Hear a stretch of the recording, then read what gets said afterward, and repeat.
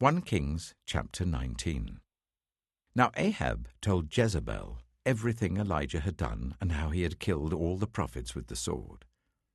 So Jezebel sent a messenger to Elijah to say, "May the gods deal with me, be it ever so severely, if by this time tomorrow I do not make your life like that of one of them."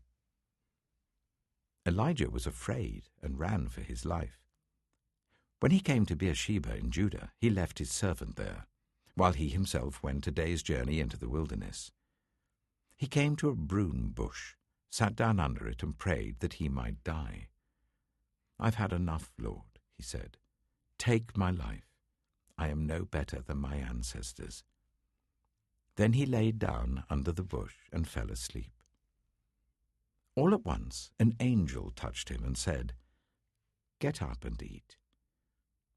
He looked around, and there by his head was some bread baked over hot coals, and a jar of water. He ate and drank, and then lay down again.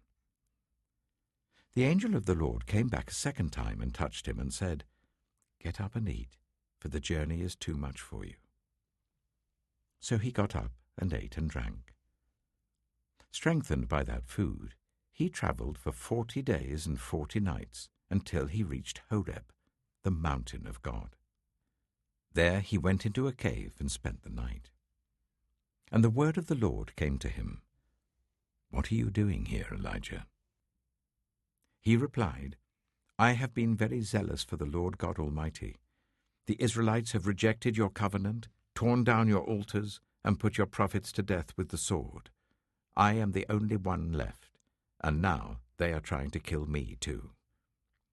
The Lord said, "Go out and stand on the mountain in the presence of the Lord, for the Lord is about to pass by."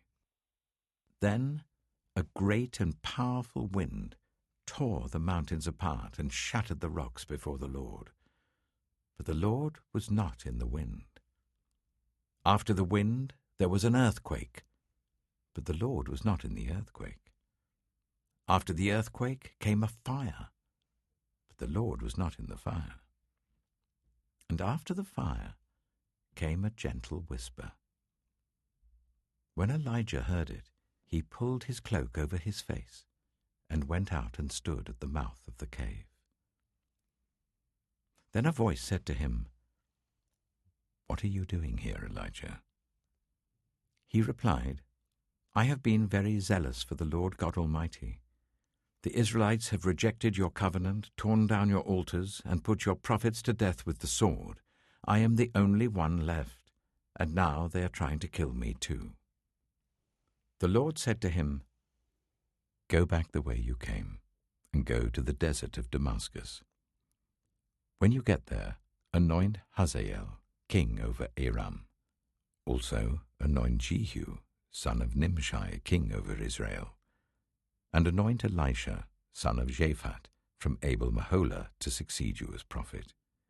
Jehu will put to death any who escape the sword of Hazael, and Elisha will put to death any who escape the sword of Jehu. Yet I reserve 7,000 in Israel, all whose knees have not bowed down to Baal, and whose mouths have not kissed him." So Elijah went from there and found Elisha, son of Shaphat. He was ploughing with 12 yoke of oxen, and he himself was driving the 12th pair. Elijah went up to him and threw his cloak around him. Elisha then left his oxen and ran after Elijah. "Let me kiss my father and mother goodbye," he said, "and then I will come with you." "Go back," Elijah replied. "What have I done to you?" So Elisha left him and went back. He took his yoke of oxen and slaughtered them. He burned the ploughing equipment to cook the meat and gave it to the people, and they ate. Then he set out to follow Elijah and became his servant.